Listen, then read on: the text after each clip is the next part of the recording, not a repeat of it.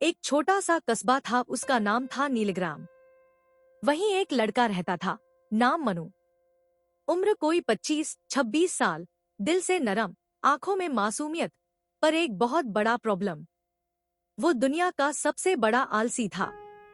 सुबह उठना, कृष्ण संभाल लेंगे।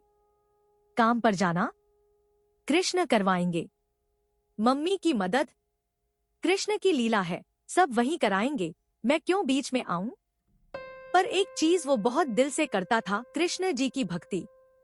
हर सुबह, दोपहर, शाम उसके कमरे में बांसुरी वाली कृष्ण जी की एक प्यारी सी तस्वीर थी।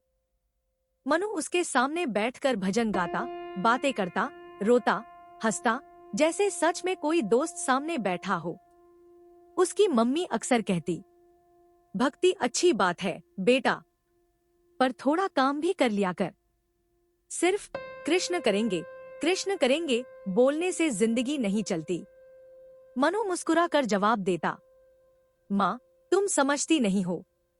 जो सबका बोझ उठाए, मेरा भी वही उठाए। मैं तो बस उनका नाम लूंगा, बाकी सब वो कर देंगे। पर नीलग्राम में धीरे धीरे सबकी बातें शुरू हो गईं। मनु अच्छा लड़का है, पर कुछ करता ही नहीं। दिन भर मंदिर या कमरे में बैठा रहता है। भक्ति के नाम पर आलस करता है। शायद पूरी दुनिया उसको समझाने की कोशिश कर चुकी थी। अब बारी थी कृष्ण की। और यहीं से शुरू होती है हमारी कहानी। एक सुबह, जैसे तैसे मनु की आंख खुली। मम्मी दरवाजे के बाहर से चिल्ला रही थी, मनु, 9 बज गए। काम पर नहीं जाएगा क्या? दुकान पर तेरा मालिक कितना बोलेगा? मनु ने करवट लेकर जवाब दिया, माँ, आज सिर में दर्द है। कृष्ण संभाल लेंगे सब, आप टेंशन मत लो। माँ ने गुस्से में कहा, कृष्ण ने अगर सब संभालना होता तो तुझे पैदा ही क्यों करता? मनु ने आंखें बंद करके कहा, अरे माँ, आप भी ना, मैं तो उनका स्पेशल भक्त हूँ। वो मेरे लिए खुद रास्ता खोलेंगे। माँ चली गई, बड़बड़ाते हुए। मनु ने कंबल सिर तक खींच लिया। फिर उसकी नजर दीवार पर लगी अपनी प्यारी तस्वीर पर गई। बांसुरी वाले श्याम, हल्की मुस्कान, मोर पंख और आंखों में शरारत। मनु ने हाथ जोड़कर कहा, कृष्ण जी, आप ही बता दो ना, मुझे क्या करना है? मैं तो आप पर छोड़ चुका हूँ सब कुछ। नौकरी, पैसे, घर, सब आप देख लो। मैं तो बस आपका नाम लूंगा। फिर थोड़ी देर बाद, आर्या, मैं सब आपके हवाले कर चुका हूँ। कृष्ण ने बांसुरी घुमाते हुए कहा, कितना आसान बना दिया तूने जीवन को। सब कृष्ण करेंगे, मैं क्यों करूं? चल, आज एक छोटा सा खेल खेलते हैं, मानता है ना? मनु ने बिना सोचे कहा, आप जो कहेंगे मैं मानूंगा। कृष्ण की मुस्कान थोड़ी और गहरी हो गई। तो चल, आज तुझे दिखाते हैं कि भक्ति क्या है और बहाना क्या है। कमरे की दीवारें हल्के हल्के घूमने लगी। फर्श जैसे हवा में उठ गया और पलक झपकते ही सब बदल गया। मनु ने खुद को एक खुले मैदान में खड़ा पाया। आसमान नीला, हवा ठंडी, दूर कहीं से मुरली की मीठी धुन आ रही थी। उसके सामने 3 बड़े बड़े दरवाजे थे। हर दरवाजे के ऊपर कुछ लिखा था। पहले पर, दरवाजा नंबर 1, बस बैठो, सब अपने आप होगा। दूसरे पर, दरवाजा नंबर 2, थोड़ा मेहनत, ज्यादा कृपा। तीसरे पर, दरवाजा नंबर 3, पहले तू चल, फिर मैं चलूं। कृष्ण उसके बगल में खड़े थे, बांसुरी घुमाते हुए। चल मनु, आज का खेल शुरू। 3 मौके दूंगा तुझे। हर दरवाजे के पीछे तेरी जिंदगी का एक रास्ता है। देख, चुन क्या करता है। मनु ने पहले दरवाजे को देखा और मुस्कुरा दिया। ये तो मेरे टाइप का है। बस बैठो, सब अपने आप होगा। यही तो मैं हमेशा चाहता था। कृष्ण ने हल्का सा सिर झुकाया। जैसी तेरी इच्छा, खोल कर देख। मनु ने दरवाजा खोला। अंदर एक प्यारा सा कमरा था। नर्म बिस्तर, तकिया, पंखा, टेबल, कुर्सी, सब कुछ। और दीवार पर फिर वही कृष्ण जी की तस्वीर। एक आवाज आई, स्वागत है आलसी भक्त, यहाँ तुझे कुछ नहीं करना, बस बैठ, लेट, सोच, बाकी सब अपने आप होगा। मनु ने चैन की सांस ली। यही तो चाहिए था, बिना मेहनत के ही सब मिल जाएगा। वो बिस्तर पर लेट गया। पहला दिन मजे में निकला। भजन, बातें, कल्पनाएं। कृष्ण जी मेरे लिए नौकरी भेजेंगे, कभी अचानक लॉटरी लग जाएगी, कोई अमीर आदमी आएगा और बोलेगा ये लो दुकान। पर धीरे धीरे दिन बीतने लगे। कोई नौकरी नहीं आई, कोई लॉटरी नहीं लगी, कोई अमीर आदमी नहीं आया। कमरे में न खाना आया न पानी। सुबह शाम की रोशनी खिड़की से आती, पर कोई आवाज नहीं, सिर्फ सन्नाटा। तीसरे दिन तक मनु परेशान हो गया। अरे, कोई है? कृष्ण जी, आप नहीं बोल रहे क्या? तस्वीर से कोई जवाब नहीं आया। उसका पेट गुड़गुड़ाने लगा। अरे, कम से कम खाने के लिए तो कुछ भेज देते। जैसे तैसे उसे एक कोने में रखा सूखा सा रोटी का टुकड़ा दिखा और पुरानी सी पानी की बोतल। बस वही था। दिन हफ्ते जैसे लगने लगे। कुछ भी नहीं हो रहा था, कोई बदलाव नहीं। आखिरकार मनु जोर से चिल्लाया, कृष्ण जी, आपने तो कहा था सब अपने आप होगा, यहाँ तो कुछ भी नहीं हो रहा। अचानक कमरे की दीवार जैसे पिघलने लगी और वो फिर वही मैदान में आ गया। कृष्ण उसके सामने हंस रहे थे। क्या हुआ मेरे आलसी भक्त? मजा आया सब अपने आप होगा वाले कमरे में? मनु ने झुंझलाकर कहा, कुछ नहीं हुआ, बस मैं बैठा रहा, भूखा रहा, अकेला रहा। कृष्ण ने मुस्कुराते हुए कहा, बेटा, अगर तू कुछ करेगा ही नहीं तो ऊपर से क्या बदलू? बीज ही नहीं बोएगा तो फल कहाँ से उगेंगे? मनु ने आंखें नीचे कर ली। अच्छा, दूसरा दरवाजा ट्राई करूंगा। दूसरे दरवाजे पर लिखा था, थोड़ी मेहनत ज्यादा कृपा। मनु ने दरवाजा खोला। अब वो एक छोटी सी दुकान के सामने खड़ा था। ऊपर बोर्ड पर लिखा था, Shri Krishna general store, part time helper की जरूरत। कृष्ण जी उसके पास खड़े होकर बोले, यहाँ तुझे रोज थोड़ी मेहनत करनी होगी। दुकान खोलना, साफ करना, ग्राहकों से बात करना। ज्यादा बड़ा काम नहीं, पर नियमित। और याद रखना, हर मेहनत का फल मैं दूंगा, पर पहला कदम तुझे उठाना होगा। मनु ने सोचा, थोड़ी मेहनत तो ठीक है, पूरा दिन तो नहीं खटना पड़ेगा। उसने दुकान के मालिक से बात की। एक अच्छे से अंकल थे जिन्होंने कहा, तू रोज सुबह आकर दुकान साफ कर दिया कर, सामान सजाना, ग्राहकों से अच्छे से बात करना। महीने के अंत में मैं तुझे पैसा भी दूंगा और काम भी सिखाऊंगा। पहले दिन मनु ने मन मारकर झाड़ू उठाया। थोड़ी देर बाद थक गया। कृष्ण जी, ये सब मेरे बस का नहीं है। कृष्ण की आवाज उसके मन में आई, बस थोड़ा और, तू मेहनत कर, मैं तुझे सहारा दूंगा। मनु ने हिम्मत जुटाई।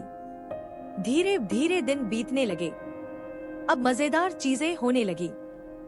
एक दिन दुकान में बहुत ग्राहक आए और मनु ने सबको मुस्कुराकर सामान दिया। महीने के अंत में मालिक ने कहा, तूने बहुत अच्छा काम किया, ये बोनस ले। दूसरे दिन एक बुजुर्ग दादी आई। पैसे कम थे, दवाई महंगी। मनु ने खुद के पैसों से थोड़ा भर दिया। रात को उसे लगा, ये मैंने ठीक किया या नहीं। उसी रात उसे सपना आया कि कोई उसे आशीर्वाद दे रहा है। दादी के चेहरे पर कन्हैया की झलक थी। तीसरे दिन एक छोटी सी लड़की आई, फीस के लिए कॉपी किताब ले रही थी। मनु ने दुकानदार से कहकर थोड़ा सस्ता दे दिया। लड़की की खुशी देखकर उसका मन खिल उठा। धीरे धीरे उसके दिल में अलग ही शांति आने लगी। उसे लगा, मैं सिर्फ पैसे नहीं कमा रहा, मैं किसी के काम भी आ रहा हूँ। महीने के अंत में जब मालिक ने पैसे दिए मनु ने पहली बार अपने हाथ में ईमानदारी से कमाया हुआ पैसा देखा। उसने कृष्ण की तरफ देखा, जो वहाँ सामने चाय वाले के पास बैठे थे और जैसे तैसे आम इंसान बनकर चाय पी रहे थे। ये सब आपकी कृपा है। कृष्ण ने मुस्कुराकर आंखों से इशारा किया। कृपा तो हमेशा थी। तूने दरवाजा अब खोला है। पर मनु के अंदर अब भी आलस बैठा था। कभी कभी वो सोचता, अरे ये रोज रोज का झंझट। सुबह उठो, काम करो, थको, क्या जरूरत है? कृष्ण तो फिर भी मेरे हैं। अगर मैं कुछ न करूं, वो फिर भी मुझे प्यार करेंगे। एक दिन जब उसे ज्यादा ही आलस आ गया, उसने सोचा, आज दुकान नहीं जाऊंगा, बस पूरा दिन कमरे में बैठकर कृष्ण कृष्ण करूंगा। उसने दुकान छोड़ दी। दुकानदार ने बहुत इंतजार किया, पर मनु नहीं आया। कुछ दिनों बाद वह फिर उसी मैदान में खड़ा था, कृष्ण सामने, बांसुरी हाथ में। तो मनु, कैसी लगी दूसरी राह? मनु ने कहा, अच्छी थी, पर थोड़ी थकान भी होती थी। कृष्ण हंसे, थकान शरीर की होती है, मन को तो शांति मिल रही थी ना? मनु चुप हो गया। चल, अब तीसरा दरवाजा देख लेते हैं। तीसरे दरवाजे पर जैसे ही मनु ने हाथ रखा, उसे हल्की सी बिजली सी झंझनाहट महसूस हुई। दरवाजे पर लिखा था, पहले तू चल, फिर मैं चलूं। तू कदम बढ़ा, मैं तेरे साथ दौड़ूंगा। अंदर घुसते ही वो अपने ही कस्बे नीलग्राम की सड़क पर खड़ा था। सब कुछ वैसा ही, दुकानें, लोग, शोर, रिक्शा, चाय की खुशबू। बस एक चीज अलग थी, उसके अंदर कुछ हल्का हल्का सा बदला हुआ था। कृष्ण उसके साथ चल रहे थे, पर इस बार ज्यादा चमक दमक नहीं थी, जैसे वो आम इंसान बने हों। साधारण धोती कुर्ता, पर वही मुस्कान। मनु, अब असली खेल शुरू होता है। यहाँ कोई जादू नहीं होगा, कोई दीवार नहीं पिघलेगी, और न ही कोई कमरे में अपने आप खाना आएगा। यहाँ तुझे ही चलना है, और मैं हर कदम पर तेरे साथ रहूंगा। पर शर्त ये कि तू खुद को बेकार समझना छोड़ और मेरा समझकर कुछ करने लगे। मनु ने धीरे से कहा, मेरा क्या काम है? कृष्ण ने उंगली से सामने इशारा किया। वही दुकान, वही मालिक जो दुखी से बैठे थे। उसे मदद चाहिए, तुझे काम चाहिए, और मुझे। दोनों के चेहरे पर मुस्कान चाहिए। आगे तू जान, तेरी मर्जी। मनु ने गहरी सांस ली। इस बार उसने सोचा, अगर मैं फिर आलस करूंगा तो शायद ये मौका खो दूंगा। वो दुकान की तरफ चला। हर कदम पर उसे लगा जैसे पीछे से कोई कह रहा हो, शाबाश, बस यूं ही चलता रहे। दुकानदार ने उसे देखकर कहा, अरे मनु, तू कहाँ गायब हो गया था? मैंने तो दूसरा लड़का रख लिया है अब। मनु का दिल बैठ गया। उसने सोचा, बस अब गया काम। पर तभी दूसरा लड़का जो दुकान पर बैठा था बोला, काका, मुझे तो सिर्फ थोड़े दिन के लिए काम चाहिए था। कल से मेरी कॉलेज शुरू हो रही है। मैं तो खुद ही कल से नहीं आ पाऊंगा। दुकानदार ने मनु की तरफ देखा। अगर तू सच में काम करना चाहता है तो दरवाजा अभी भी खुला है। मनु ने अंदर से आवाज सुनी, देखा, तूने कदम बढ़ाया, मैंने रास्ता बना दिया। उसने सिर झुकाकर कहा, काका, इस बार मैं मेहनत करूंगा, बस एक मौका और दे दीजिए। अब कहानी तेजी से बदलने लगी। दिन बीतते गए। एक सुबह की शुरुआत। पहले जहां मनु 10-11 बजे उठता था, अब वो अलार्म लगाकर सुबह 6 बजे उठने लगा। सबसे पहले स्नान करता, फिर अपने कमरे में कृष्ण जी की तस्वीर के सामने बैठता। पहले मैं आपको प्रणाम करूंगा, फिर काम पर जाऊंगा। आज जो मेहनत करूंगा वो भी आपको समर्पित। फिर वह थोड़ा भजन गाता और अंदर से एक अजीब सी ताजगी महसूस होती। 2 दुकान पर व्यवहार, दुकान पर वो हर कस्टमर से मुस्कुराकर बात करता। कोई बूढ़ा आता तो उसे बैठने को कहता, कोई बच्चा आता तो उसका नाम पूछकर हंस हंस कर बात करता, कोई गरीब आता तो मालिक से कहकर थोड़ा बहुत सस्ता करा देता। धीरे धीरे दुकान की इज्जत बढ़ने लगी।